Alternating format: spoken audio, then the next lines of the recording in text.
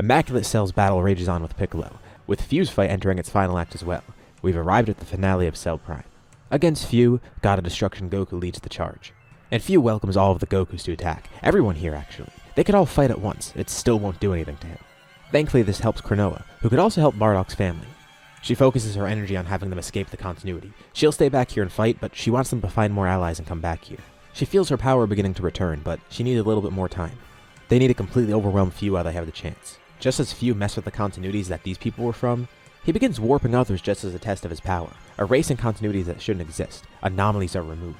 And he looks to Cronoa amidst this too. Shouldn't she be happy about this? All these anomalies getting removed, these weird continuities where one thing went wrong and it changes the course of everything, they should be gone, and she should like that. It makes her job a lot easier. Maybe she shouldn't be stopping him. Now that he's testing his newfound power more and more, he comes to see the true extent of it. He might have actually achieved his goal. He could author reality itself, not just limited to this continuity he created, but anything in existence, even things that don't exist. Mortals, gods, logic, magic, everything. He's transcended all of that. He's on a level that they can't even comprehend. He separates his soul from himself, ascending to a level beyond where they exist. This is it. This is what he's been looking for the entire time. The super continuity that he theorized. He has no clue of what else to call it, just the thing that authors everything. He's not quite there yet, but he could feel himself discovering it at least. None of this is real to him anymore. All of this, in his eyes, it's fiction. And it's not like what Piccolo or Lord Slug were doing before. They did reach a level that he wanted to achieve, but he's beyond that. They still were bound by the fact that they existed within those continuities, even though they were affecting them and they knew that there was something beyond it. Fu is on a higher level of existence, a higher level of knowledge, everything. None of this was ever real to him. And he arrives in a strange place. He's never seen something like this before. Oh, he can even see me now, I guess. He looks pretty terrified. What, it's because my avatar just looked like Cell? That's part of it. But I'm not going to stop him here. I've written him, and he could write himself now. That's fine with me, because I wrote some enemies for him too. Like, last time I let this happen, 2 people erased my video, so I'm not going to let you erase it too. This takes a lot of work to make, and Piccolo and Slug, I'm just glad I didn't do more. Oh, looks like he's about to go now. A hand grabs onto his leg. Something somehow got to him here, but he recognizes the energy coming from it. It's that same God of Destruction Goku from before. He has this level of power? The continuity therein starts to collapse, with Goku tearing Fu back into it. So close, but so far for him. But at the same time, reinforcements arrive. Well, Fu at least knows he could reach that level. He just has to kill everyone here for good. He becomes one with the continuity, making himself omnipresent. Especially with this amount of people against him, he kinda needs to. But there's all people from previous continuities. Some people who were even dead before it came back. Azir and Jiren from that universe. Other people that were alive, like God of Destruction Vegeta and his Supreme Kai Goku. Even other people the Patrol didn't encounter before. All anomalies from continuities that shouldn't exist. Legendary Super Saiyan Goku. Galactic Patrolman Jiren. Not one, but 2 versions of Turles that are good. A good version of Raditz and his brother Goku. A version of Granola that was sent to Earth. Kakarot too even sees his Raditz in Granola. Fu even sees Hearts, the same one that he sent Goku Black to fight before. He briefly even sees a glimpse of Piccolo, with Cell Prime next to him too.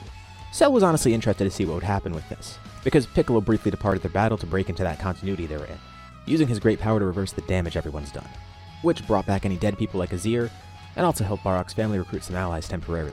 And he's made sure that these wishes will make them forget what happened after the fact. They all willingly came here, but they probably shouldn't keep this knowledge. With Fu actually fearful for once, Cronoa sees an opportunity to strike, with Piccolo also returning to his fight with Cell. When Fu briefly ascended to the super continuity, she and Goku came up with a plan.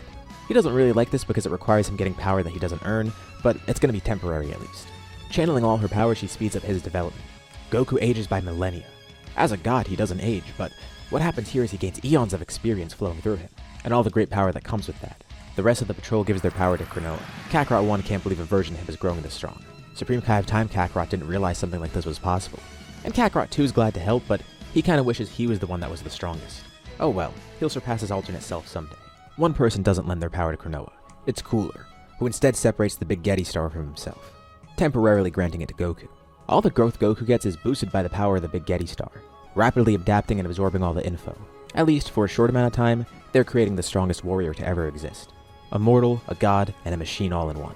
Goku just asked Cronoa again if she's sure she could reverse this after the fact. This feels kinda weird. She says it's not a problem. She would have done this to herself, but she knew Goku was the best candidate for this, given how quickly he develops and all. And Goku knows that given the stakes here, and his duty as a god, he'll let it rock for now.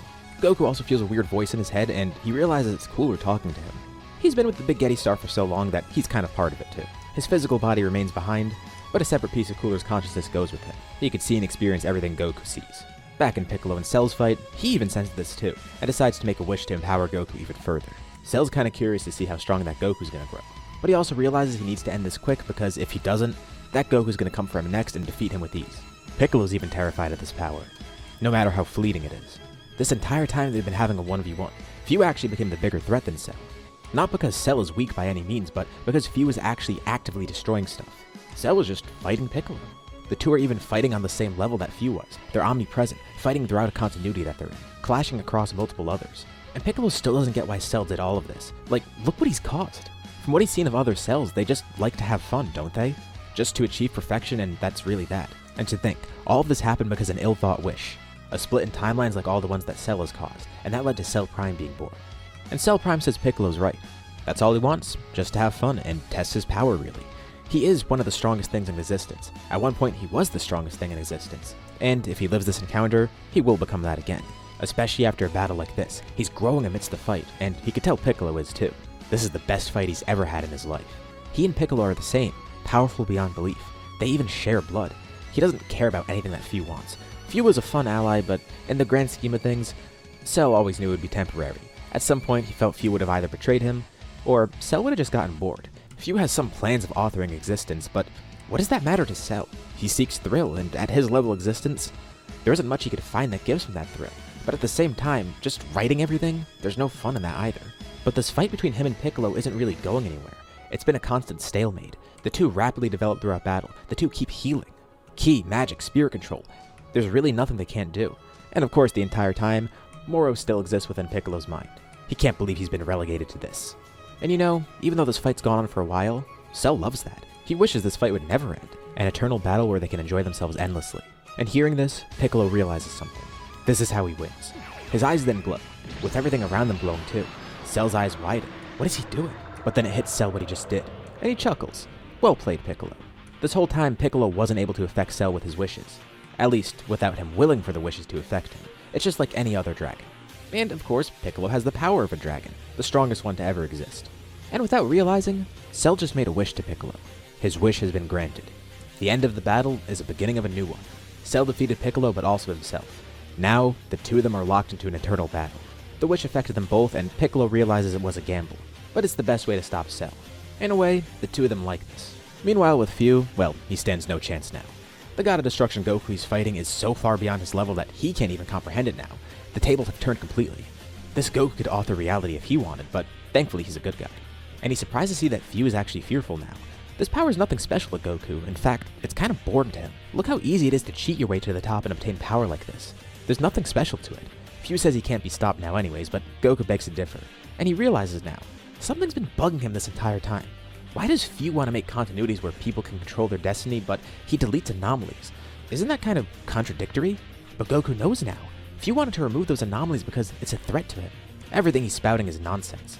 Sure, he'd create mortals and let them live happy lives, but he'd also make sure that no one could stand up against him because he wants to hog all the power and just watch all these continuities grow, getting more data for himself and trying to grow even further if he even can at that point. But he always feared a rebellion against him. And you know, maybe the timelines aren't supposed to be like this. Maybe Fu is right. Maybe Goku isn't supposed to be a god of destruction like this, and all these people around him, they're not supposed to be here. But look at the infinite potential within all these realities, all these stories, these lives, everything. It's kind of a beautiful thing. And Goku's come to see that he kind of despises Fu, everything he stands for. Despite barely knowing him, Fu completely opposes Goku. At least Cell was fun. He fought for the thrill of battle. And not to say he got his power fairly, but he didn't cheat on the level of Fu. Surely he's a bad guy too, but at least he's not boring like Fu. Cooler even chimes in too.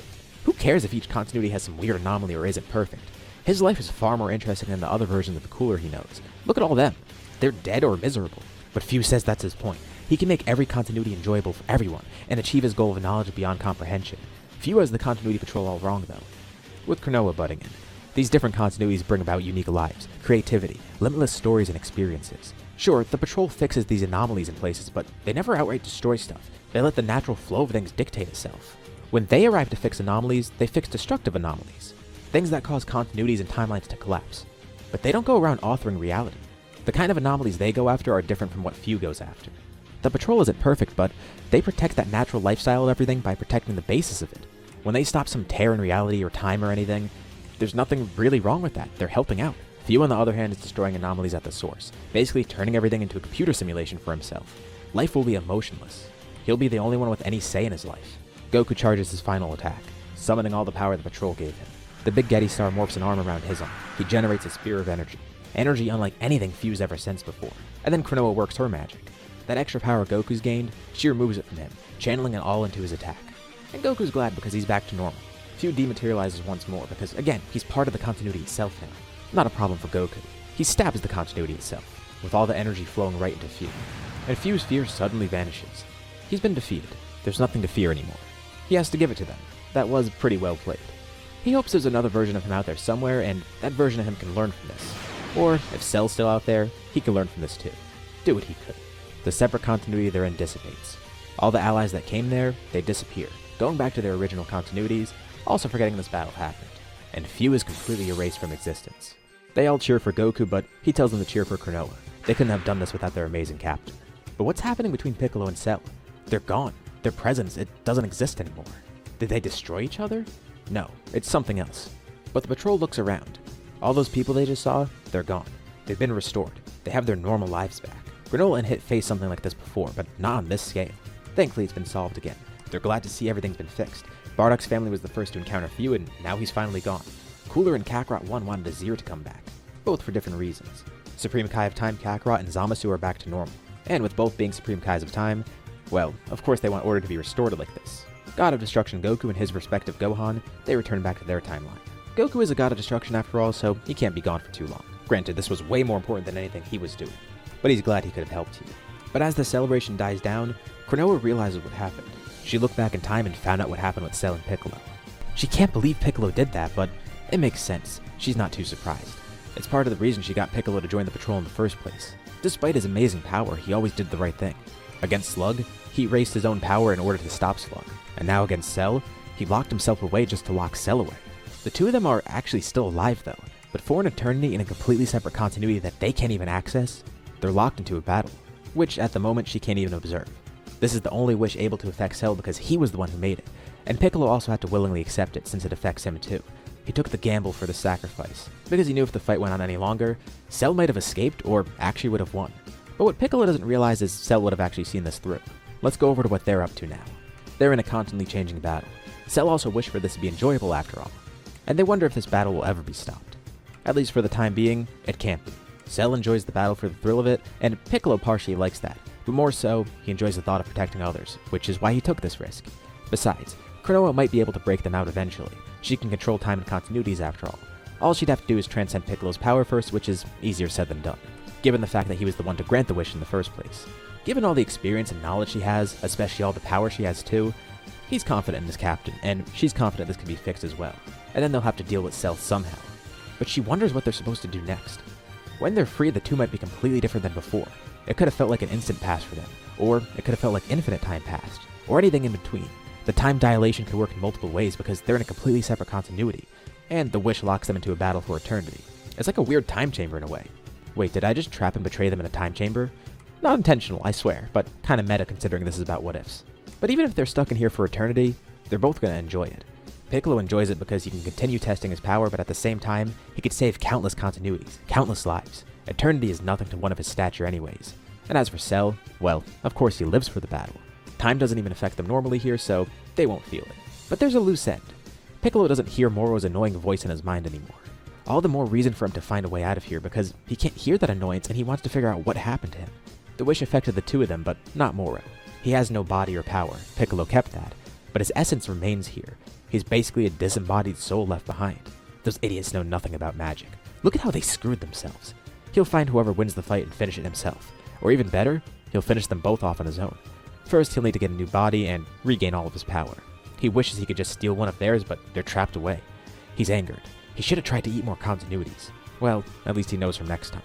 Cell could have asked for this all along. He's loving every minute of it. They're removed from everybody, Fuse completely erased, and Moro exists as a soul aiming to get his body back. This whole rampage started with an erroneous wish, and now, it concludes with another. A wish fulfilling both to Cell and Piccolo. With the patrol now at ease, Zamasu and Supreme Kai Time Kakarot watch from their universe. Granola and Hit have to inform everyone of what happened to Piccolo, which is really hard to explain. They'll carry on his will here in their merged Universe 7 though.